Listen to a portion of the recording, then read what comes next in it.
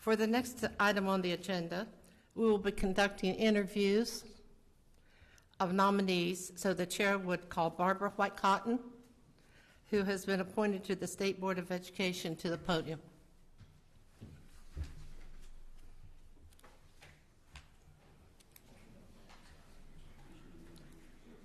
Does she state her name? Does she?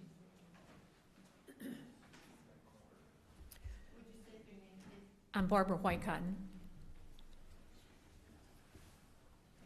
As you were notified, your testimony will be taken under oath. Yes, ma'am. The chair will now administer the oath. Ms. White Cotton, please raise your right hand. Do you solemnly swear or affirm that the testimony you shall give shall be the truth, the whole truth, and nothing but the truth, so help you God? I do. Thank you. Are there questions of Mrs. White Cotton from the committee?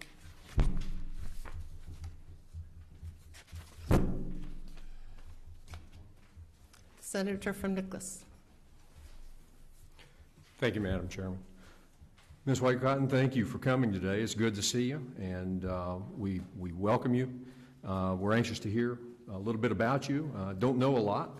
I know you're from up in the northern, just beyond the northern part of my neck of the woods. Yes. And so I want to say thank you for coming. I know that's a pretty good trek to hike down this way. You know, we don't know a lot about you, and you know, we've done a little bit of research, but what I'd like to do is just to get a little bit from your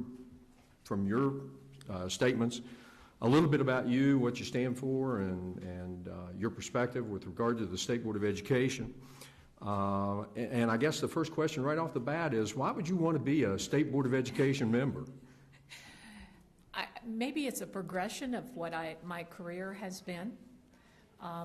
I taught for about 18 years, and I moved into the administrative track.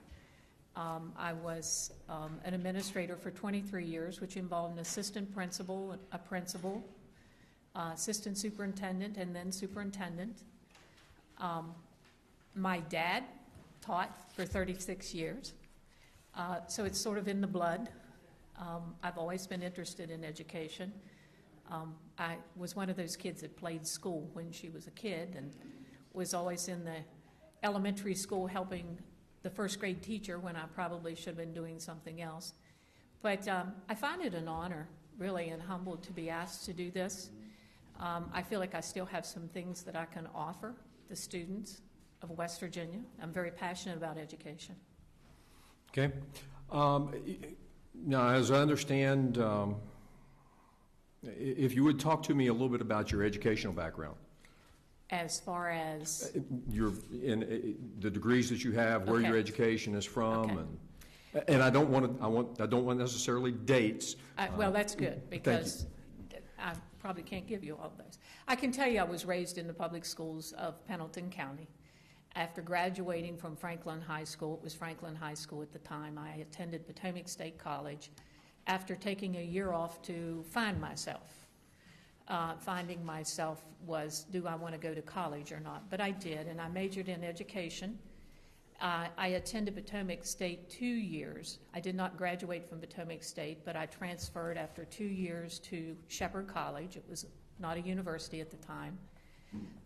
And there I continued my degree in education, secondary education and social studies. Following that, I was employed with Pendleton County Schools, and during that time, I was employed as a teacher for students with learning disabilities. And I attended James Madison University, which is in Harrisonburg. I was able to travel the mountain and do that. So I have a master's degree from James Madison University in education that's in the area of learning disabilities. I taught in Pendleton for 3 years, then I moved to Hardy County.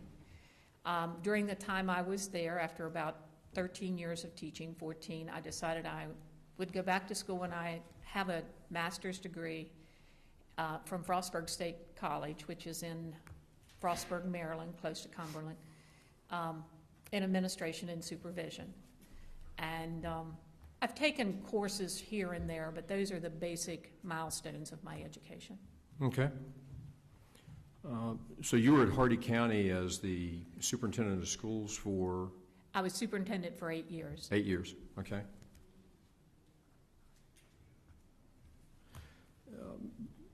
So while you were there during that 8-year period, what were some of the toughest decisions you had to make as a superintendent? Tough ones are always dealing with personnel, but we dealt with those. Probably one of the biggest ones was in the middle of the Board of Education had made their decision to run a bond for a school building project. And one of the major industries decided to close one of their plants. And so the decision had to be made as to whether we were going to continue or drop it, knowing that it could have a significant impact on the passage of the bond. Along with the board, we made that decision to continue. So many decisions dealing with that construction project that lasted for 4 or 5 years. We actually renovated and added new construction onto both of our high schools there. Those are the significant ones that I remember as having to deal on a day-to-day basis with those issues, and then, of course, personnel, curriculum. Okay, so you, as a superintendent, were faced with the challenge of having to prepare and work through the consolidated education facilities plans for your facility. Yes, I did. Okay. Absolutely. And in doing that, I mean, as I understand it, there's a periodic update that you all have to provide as part of that process, so you understand what that process is. Yes, if it hasn't been updated since the time we went in, but yes, we went through that process. We frankly took it to our communities and asked our communities, what was their preference with that, and had hearings with our community members to determine whether we wanted to do a consolidation project or not. We're in a unique situation in that county in the fact that we're growing. We're not decreasing in student population. So we had 2 high schools that were of good size, but were they going to grow more? And was it better to support them on 2 sides of the county versus having one in the middle of the county? So we had decisions we had to make. Putting it in the middle of the county, we lacked a lot of services, utilities, that would have caused us a lot of problems, and also with growth. So we made the decision based on the facts that we had at the time for that county and what was best for the county at the time, yes. So you all remained with the 2 schools? We remained with the Okay. 2 schools because both schools are continuing to grow. And that's a good thing. It's a great thing. As a state school board of education member, what do you see as your primary roles as a BOE member? I see my role as a part of a board team as policymakers. We're not to be administering programs. We're to take policy, develop policy that is given to us based on state code, and develop it into policy and see that that is followed, and work with our Department of Education to get that done. Okay. So what would be your number one goal as a policymaker working as a member of the State Board of Education? I would like to see that policies are in place, and this is a little philosophical, but it's true, that policies are in place that's going to support our students to be able to go out there and get a job or go on to school if that's their choice, or if they happen to be a student of disabilities, that we've provided enough resources that they can become successful at the level that they are. And I think those policies are going to involve creating standards, which we do have standards, an assessment system. We have got to ensure that we have teachers that are qualified to teach, which is a big issue right now. We just don't have enough. I think what we have are great teachers, but we just do not have enough that we need. But to put policies in place that ensures that our students, I think we have to put our students sort of on our desk, and as long as that student is sitting there and looking at you and you know that's what you're taking care of, then we're going to be okay. So if we keep that student in mind in our policies based upon what is best for our students, then I think we're going to do a good job.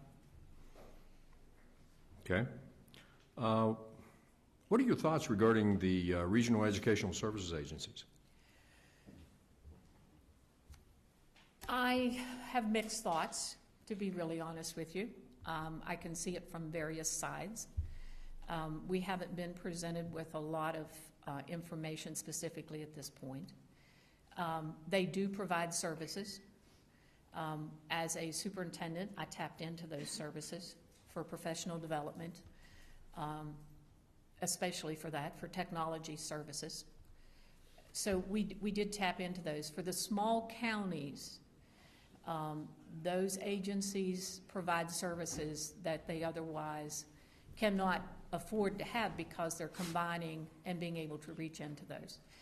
I see the other side of it, so to be real honest with you, I can't give you a black and white answer because I see both sides of it. But you would agree with me that that's a policy Yes, I would. situation that Yes. in some capacity you're going to be challenged with. Absolutely. At some time, we're going to be challenged with that.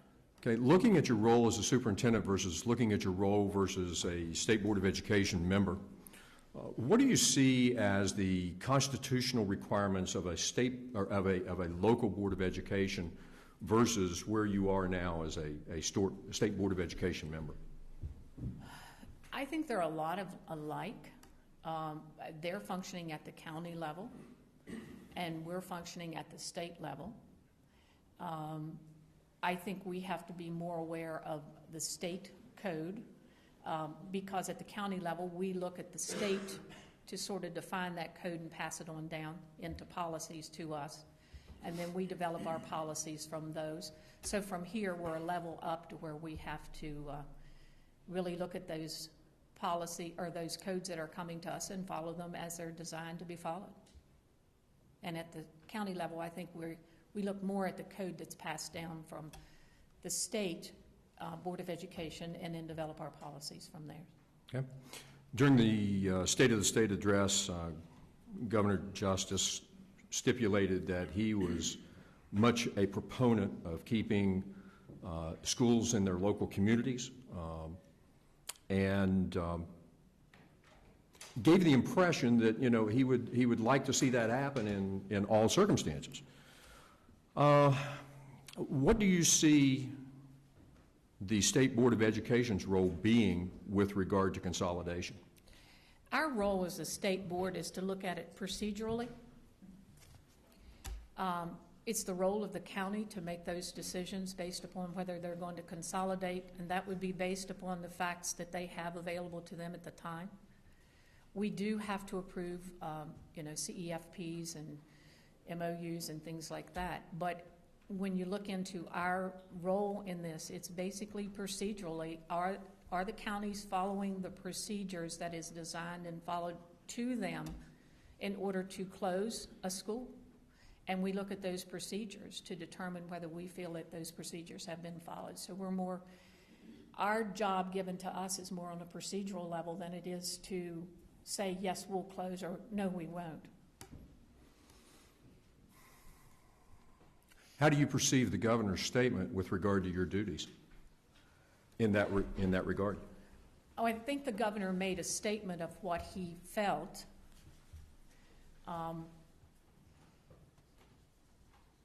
What I do is going to be based upon what I'm presented. And as far as consolidation, I think it's a situational situation. Okay. You cannot have a black and white on that situation. It's situational. It was in Hardy County when I had to work with that, and I think it will be in any county in the state. So we will have to take the information that's presented to us to determine if the procedures have been followed. He makes his statements. He's the governor. And we as a board are put there to follow code, and that's what we will do. And I will base my decisions on the code and on the situation and the facts that are presented to me at the time for any county that would present that to us. Okay. And I take it you were administered an oath of office as you took on your role as a State School Board of Education member? Yes, sir, I was. Okay. One final question. Looking through some of the documents that were provided to us, there were some financial disclosures that you made to the Ethics Commission. You receive income through your teacher's retirement, and you received some through your position in the past with Hardy County. Yes. Has any of that changed? No, my income is still the same. I believe I put on their Social Security, too. I believe that's good. Yes. I wasn't going to talk about that. That's okay. Okay. Do you perceive there to be any potential conflicts between your receipt of additional income through your role as a State Board of Education member?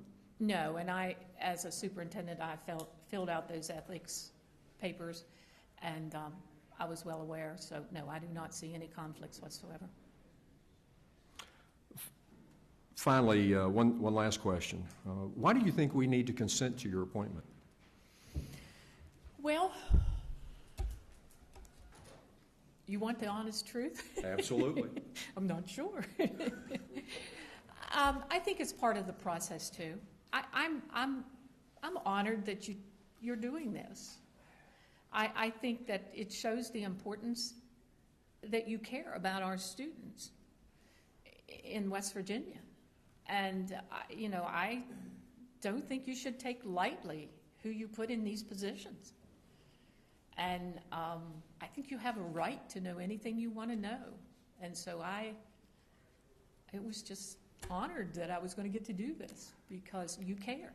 And I think you do care. You wouldn't be doing this. You'd find another way out of it. You probably had better things to do this morning. So I'm very pleased to meet with you. Ms. Whitecotton, thank you for coming. And Madam Chairman, I'll yield. Thank you, Senator. Call Mr. Thank you, Mrs. Whitecotton. Oh, does anybody else have any other questions? I'm sorry. I'm sorry. I'm sorry, Barbara. Thank you, Madam Chair. And good morning. Good morning. And I appreciate you for the answers that you've given so far here this morning. I really liked your candor on the last one, for that matter. Hopefully we might keep a little more candor going here for a minute. Have you ever attended a state school board meeting at all? Yes, I have. Do you have any affiliations with any current members that are on there currently right now? Affiliation in? To working relationships of any way of, even as if you were superintendent of schools before, whether you worked with any of the members on that or the school board? Just curious. No. Okay. So you were superintendent in Hardy County, correct? Correct. Okay. Would you rate a scale of 1 to 10 if you would? And I won't leave you do any word, or you don't have to give words to it, because I don't think that probably would be proper. But a scale of 1 to 10, 10 being the best, 1 being the worst, the performance of the State Board of Education as your position, your perspective, as you were a superintendent of schools, trying to work with them. Oh, you want candor, don't you? Hey, and you know what? You don't have, if you want to use words, you Let can. me use words. Okay. Let me use words. It's better than putting numbers to things. Okay. I believe there were issues. I believe there were issues of being a collaborative team. I believe there was some assumption of administrative responsibilities that were not theirs. And I really think that, the new team of folks that are there seem to have and really have gelled very well together. And I think we see our role as policymakers and not administrators of programs. So I see it as being a very good thing that the group that you have on there is going to do you a good job.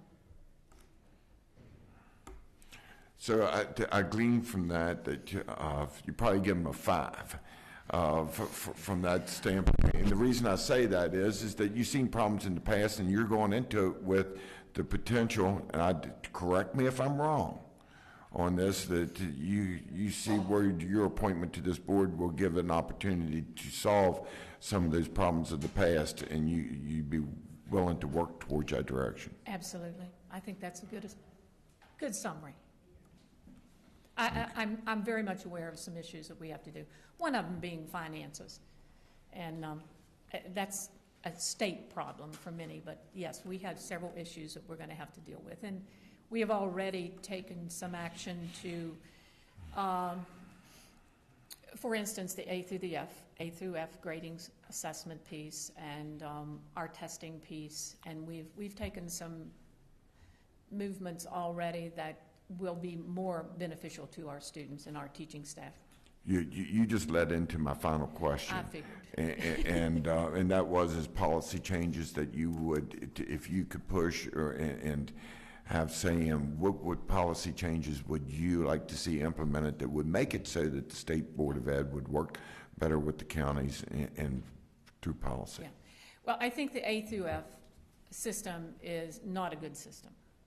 I am a firm believer that there is hope for all of our schools in West Virginia.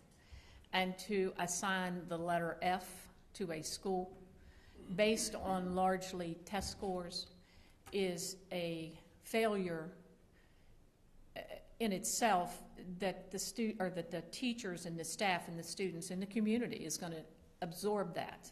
And I think I just do not believe that any school deserves an F. There's something happening in every school that's good. So the A through F accountability system absolutely has to be worked on. Our assessment system with the Smarter Balance has not worked out in a positive manner, so we really have to look at that. We need to set our standards, find a means of assessing them, and find a strong accountability system that will make us all accountable and yet be a fair system. And we need to stick with it. One of the worst things we're doing to our teaching staff is to continually switch and change. So the intent is to get policy in place, make sure we're making good decisions when we make those, based upon the whole school system and not biases of a few, and stick with it and have policy that will support that. And I think that's going to take care of a big piece to start with. We have other problems like teaching staff, but it's hard to legislate people to come and live in West Virginia. So we have to create an educational system that I believe works hand in hand with building the economy in West Virginia.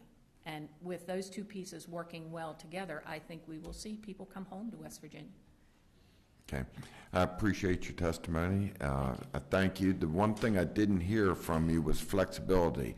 Is there any, you want to make any comments on that? I believe in flexibility. I believe, and one thing I did also leave out was the fact that I think that we need to get back to the counties. We need to get rid of some of this between the counties and the schools, the state level, so that our county systems can indeed operate their systems. Financially, we're all in a real tight bind, and if we do not have some flexibility on the financial end of it, the school systems are going to be in real serious trouble. And I mean, the money will only go so far, so we're going to have to have some flexibility in spending. I think there needs to be some flexibility in the instructional calendar for our students. So yes, I think there has to be a little bit of rubber bands in there for us with guidelines. You can't just turn it loose. Mm-hmm. But that comes to the accountability system too. But there has to be some ability for us to maneuver and yet get the job done. Meet the law, but get the job done right. Thank you. Thank you, Madam Chair. Thank you, Senator. Are there any other questions for? Yes.